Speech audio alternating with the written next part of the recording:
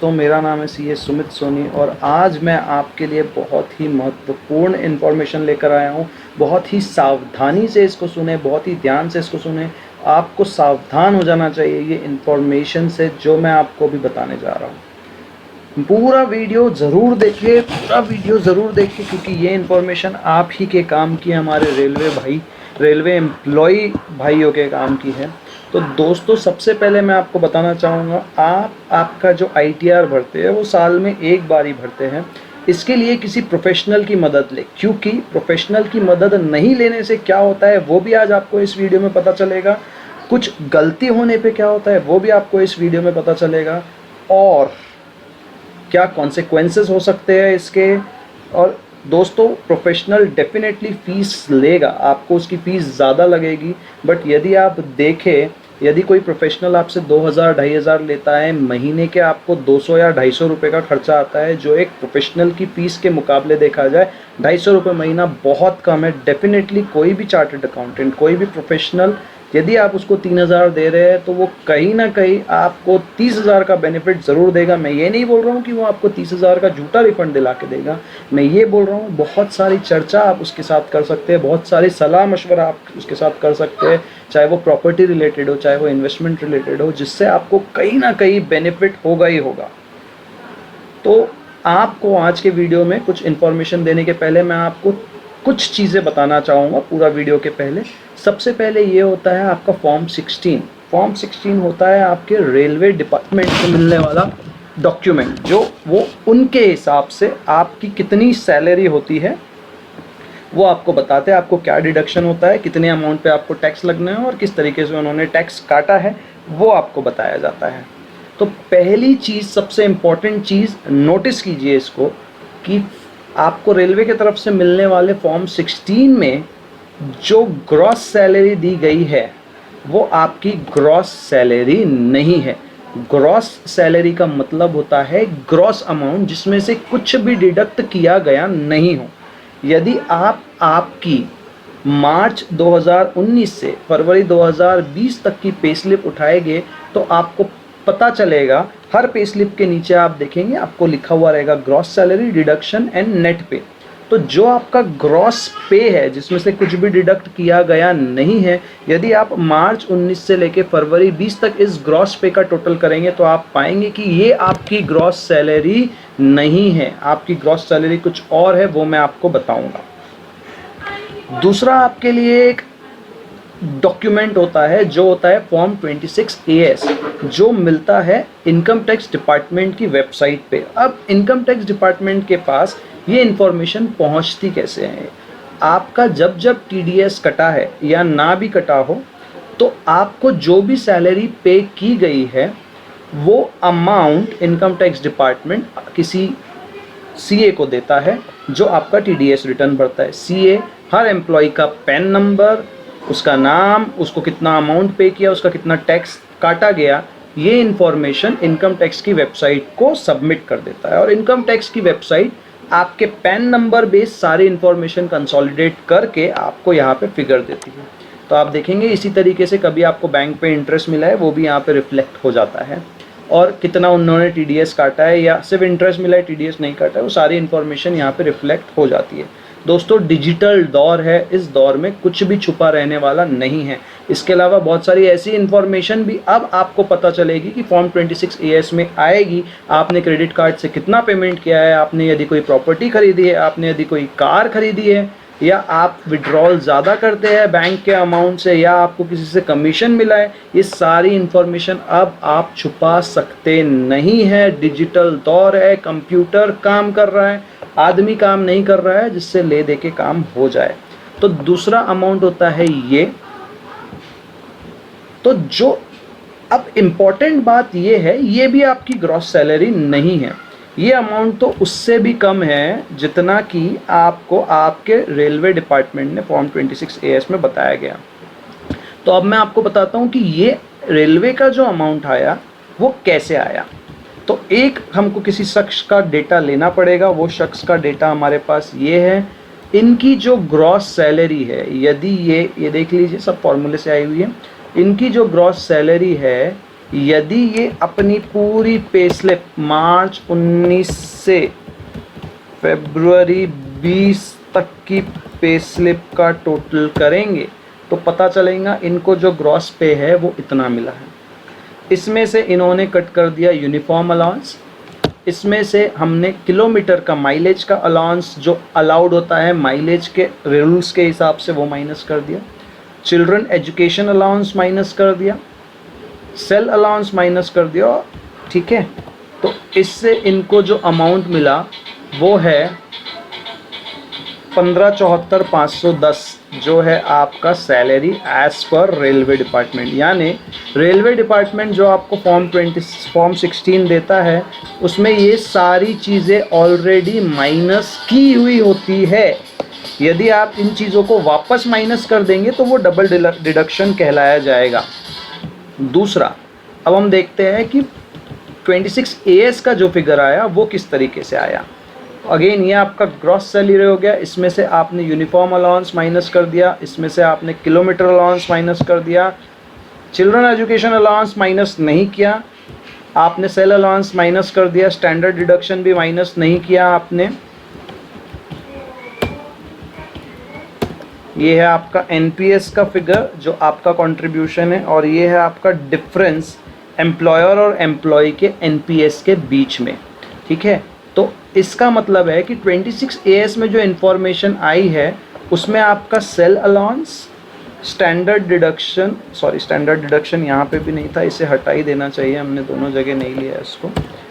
तो इसमें आपका चिल्ड्रन एजुकेशन अलाउंस माइनस किया हुआ है। ठीक है, तो ये आ गई 15,05,000, 15,06,000, मामूली सा डिफरेंस है, इस तरीके से आपका आता है। तो अगेन जो फॉर्म 26 AS में इंफॉर्मेशन है उसमें भी माइलेज अलाउंसेस और ये सारी चीज़ें माइनस होकर आ चुकी है। यानी अगर आप माइलेज अलाउंस का दोबारा डिडक्शन लेते हैं तो ये डबल डिडक्शन कहलाया जाएगा। ठीक है, यानी आप फॉल्स डिडक्शन की कैटेगरी में आ जाएगा। उसके अलावा मैं आपको कुछ अलाउंसेस के कुछ डिडक्शंस के बारे में बताऊंगा जो बहुत ही महत्वपूर्ण डिडक्शन है, उसके बारे में ज़रा ध्यान से सुनिएगा। एक होता है सेक्शन 80C, इसमें आपका life insurance premium, deferred annuity, PPF, VDPF में आप जो पैसा डालते हैं वो, इसके अलावा आपका NSC, KVP, Sukanya Samriddhi scheme में डाला हुआ पैसा, हाउसिंग लोन का प्रिंसिपल, बच्चों का स्कूल फीस, म्यूचुअल फंड, ये सारी चीज़ों में यदि आप इन्वेस्ट करते हैं तो वो आपकी 80C में ही क्लब हो जाता है। 80C की जो लिमिट होती है वो होती है 1.5 लाख। इसके बाद ये 3 सेक्शन है, ATCCD1, ATCCD1B और ATCCD2।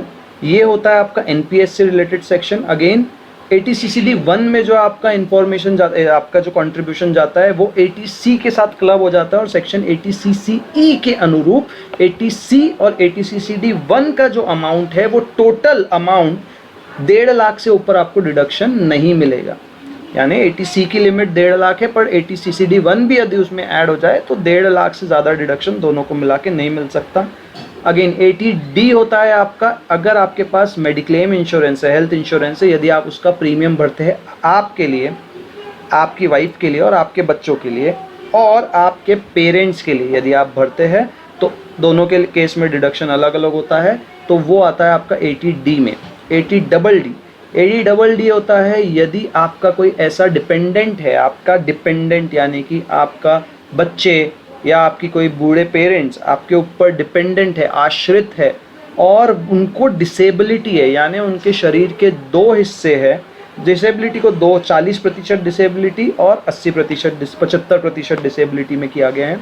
यदि उनके शरीर के 2 ऐसे पार्ट है, 2 ऐसे अंग है जो काम नहीं करते हैं नॉर्मल पर्सन की तरह, तो आपको किसी डॉक्टर से सर्टिफिकेट लेकर बताना है कि डिसेबिलिटी कितनी परसेंटेज है। 80DDB ये होता है कि यदि आपको या आपके डिपेंडेंट को कुछ स्पेसिफाइड डिजीज़ है और यदि आप उसका मेडिकल ट्रीटमेंट कर रहे हैं तो आप उसके ऊपर जो मेडिकल ट्रीटमेंट करते हैं उसका कुछ अमाउंट जो है वो आपको डिडक्शन के तौर पे मिलता है। अब ये स्पेसिफाइड डिजीज़ क्या है वो मैं आपको बताता हूँ। इसमें अगेन ये लिखा हुआ है कि आपको सर्टिफिकेट लेना ज़रूरी है, सर्टिफिकेट में क्या क्या चीज़ें मेंशन होनी चाहिए, और गवर्नमेंट हॉस्पिटल या प्राइवेट हॉस्पिटल जो भी है, डॉक्टर का रजिस्ट्रेशन नंबर, ये सारी चीज़ें होनी चाहिए। अगेन मैं आपको बताता हूँ कैसी डिजीज़ होती है, डिजीज़ के नाम क्या है और आपको सर्टिफिकेट इस केस में किससे लेना है। न्यूरोलॉजिकल यानी आपके दिमाग से संबंधित डिजीज़, जिसमें ऐसी बहुत सी डिजीज़ है जिसके नाम भी हमको नहीं मालूम। Dementia, dystonia, musculorum deformans, motor neuron. मैं चाहूँगा ऐसी डिजीज़ के नाम जिसके हमने कभी सुने भी नहीं, ऐसी डिजीज़ भगवान करे किसी को हो भी ना। हेमीबैलिज्मस, पार्किंसंस डिजीज़ मुझे पता है, जिसमें आप कुछ भी चीज़ें जल्द से जल्द भूल जाते हैं, आपको याद नहीं रहता। अगेन कैंसर, इसके लिए अगर आपको कैंसर है तो इसका आपको सर्टिफिकेट किससे लेना है। एड्स, यदि आपको या आपके डिपेंडेंट हो जिसका आप मेडिकल ट्रीटमेंट करवा रहे हैं तो उसका सर्टिफिकेट आपको किससे लेना है। क्रॉनिक रेनल फेलियर, मेरे को नहीं पता, बट नेफ्रोलॉजिस्ट पता नहीं क्या है, किससे रिलेटेड है मुझे ये भी नहीं पता। हेमेटोलॉजिकल डिसऑर्डर्स यानी खून संबंधित, हेमोफीलिया या थैलेसीमिया जिसमें आपका खून पानी बनने लग जाता है। यानी यदि आप या आपके घर में कोई डिपेंडेंट इस बीमारी से ग्रसित है और उसका यदि आप मेडिकल ट्रीटमेंट करवा रहे हैं तो ही आपको इसका डिडक्शन मिलेगा।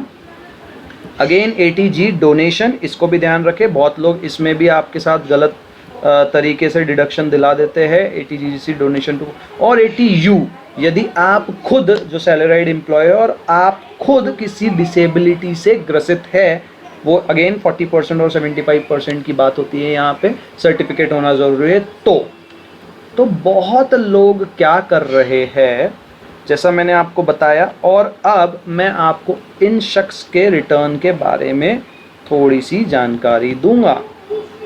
सबसे पहले जिन्होंने भी इनका रिटर्न भरा है उन्होंने ग्रॉस सैलरी का फिगर सीधे सीधे उठा लिया है 15,06,847 आपके इनकम टैक्स के डिपार्टमेंट के फिगर में से 15,06,847। ये 15,06,847 कैसे आया, ये हमने थोड़ी देर पहले डिस्कस किया था कि आपकी ग्रॉस सैलरी में से यूनिफॉर्म, किलोमीटर, सेल, NPS और ये सब माइनस कर दिया गया, और जो फिगर आया आपका, सबसे पहले आप इस पे फोकस कीजिए। यानी इसका मतलब ये है कि आपका माइलेज अलाउंस डिडक्ट हो चुका है।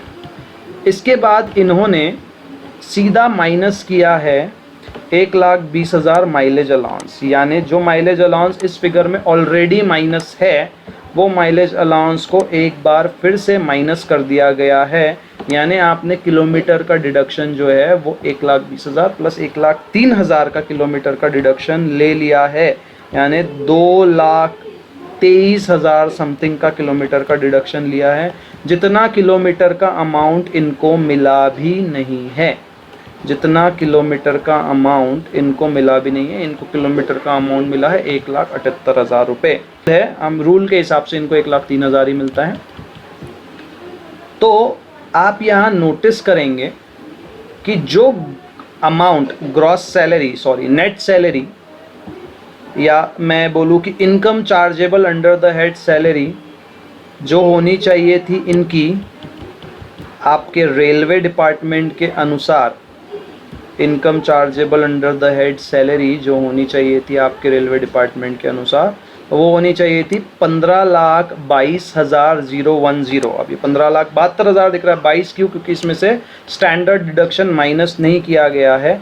आप स्टैंडर्ड डिडक्शन माइनस करेंगे, ये जो फिगर है इसमें स्टैंडर्ड डिडक्शन और हाउसिंग लोन का इंटरेस्ट माइनस होकर आया हुआ है। तो जो होनी चाहिए थी 15,22,010, 15,22,010, वो इन महाशय ने सैलरी दिखा दी है 1,33,6847, 1,33,6847, यानी सीधा सीधा आपकी सैलरी को 1,85,000 से कम कर दिया। तो आप बताइए इस केस में आपको रिफंड तो मिलेगा ही, क्योंकि आपकी टैक्सेबल इनकम ही कम कर दी गई है। उसके बाद हम आते हैं यहाँ पर, 1,50,000 का डिडक्शन ठीक है, ATCCD1B में 50,000 का डिडक्शन ठीक है। बट जब मैंने इन भाई साहब से, इन शख्स से पूछा कि क्या आपने मेडिकल प्रीमियम या मेडिकल इंश्योरेंस लिया है अपने लिए या अपने परिवार के किसी सीनियर सिटीजन के लिए, तो उनका जवाब था नहीं, यानी ये 25,000 का डिडक्शन झूठा है। दूसरा, medical treatment of specified disease ये भाई साहब करवा रहे हैं अपने लिए, यानी इनके परिवार में किसी को एड्स, थैलीसीमिया, न्यूरोलॉजिकल डिजीजेस जो हमने ऊपर देखा, उसी से रिलेटेड कोई बीमारी इनके परिवार में है जिनका ये इलाज करवा रहे हैं और वो सर्टिफिकेट इनके पास अवेलेबल है और वो सर्टिफिकेट इन्होंने उसको दिया है एज अ प्रूफ के तौर पर। ये साबित कर रहा है, इसका डिडक्शन इन्होंने लिया हुआ है, तो इससे ये साबित हो रहा है ये डिडक्शन उन्होंने लिया हुआ है।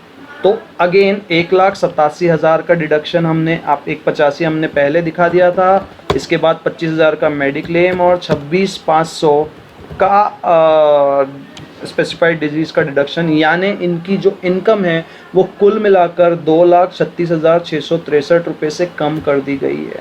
तो 2,36,663 से यदि आपकी कोई इनकम कर दे और यदि आप 10% के स्लैब में भी हो तो भी 23,000 का रिफंड तो आपने निश्चित कर लिया है इन भाई साहब से आपका रिटर्न। अगेन एक चीज़ और बताऊंगा, आप देख रहे हैं यहाँ पर रिलीफ अंडर सेक्शन 89(1), यानी जब भी आपको अरियर मिलता है किसी साल में और यदि आपका टैक्स स्लैब डिफ़र कर जाए, इस साल टैक्स ज़्यादा स्लैब में लगे, पिछले साल अरियर का पैसा मिला होता तो कम स्लैब में लगता, तो आपको रिलीफ मिलता है टैक्स में, क्योंकि इस साल आपको टैक्स ज़्यादा लग चुका है और इस केस में आपको भरना होता है फॉर्म 10E। इन्होंने ज़ीरो, यानी इन्होंने इनका 10E भी नहीं भरा और रिलीफ ज़ीरो दिखाया, यानी इन्होंने इनके अरियर से संबंधित कोई भी जानकारी इस ITR में डाली नहीं है और इनको रिफंड दिलवाया है 30,410 रुपये। वाह, बहुत बढ़िया, 30,410 रुपये का रिफंड इनके खाते में आ जाएगा। बट जैसा कि हमने कहा, इनकम टैक्स डिपार्टमेंट के पास 8 साल का समय होता है आपके किसी भी इनकम टैक्स रिटर्न के बारे में आपसे जानकारी मांगने का, उससे संबंधित डॉक्यूमेंट आपको संभाल कर रखना है और ये सारे डॉक्यूमेंट जब भी मांगे जाए तब आपको प्रूफ के तौर पे देना है। Point number 1। पॉइंट नंबर 2, आप सोच लीजिए अगले 8 साल तक आपको चैन से सोना है या नहीं सोना है, या हर साल ये सोचना है कि हम फंसने तो नहीं वाले हैं। जितने दिन बच गए वो बहुत अच्छी बात है, परंतु बकरे की अम्मा कब तक खैर मनाएगी। अभी तक मैनुअल काम होता था, अब मैनुअल काम होना बंद हो गया है। एक कंप्यूटर 1000 रिटर्न को चंद मिनटों में प्रोसेस कर सकता है और इसकी त्रुटियां निकाल सकता है, और यदि कंप्यूटर ना कर पाए तो 8 साल में कभी भी ये चीज़ होना संभव है। तो फंसेंगे आप। फॉल्स सर्टिफिकेट बनाने के केस में आप फंसेंगे, फॉल इन्फॉर्मेशन प्रोवाइड करने के केस में आप फंसेंगे, इवेजन ऑफ इनकम टैक्स के केस में आप फंसेंगे, और जैसा कि मैंने आपको बताया यदि आप टैक्स इवेड कर दिए तो आपको जितना रिफंड मिला है गलत तरीके से वो तो आपको वापस देना ही होगा, प्लस इसकी पेनल्टी देनी होगी टैक्स इवेजन की, प्लस आपको इंटरेस्ट देना होगा जितना आपने लेट आपको नोटिस आया। आपको रिफंड सपोज 2010-20 में मिला, आपको नोटिस 2017 में आया, 7 साल का इंटरेस्ट आपको सरकार को देना होगा। इस तरीके से रिटर्न भरे जा रहे हैं, इस तरीके से रिफंड दिलवाए जा रहे हैं, इस तरीके से परसेंटेज बेसिस पे फीस चार्ज करी जा रही है।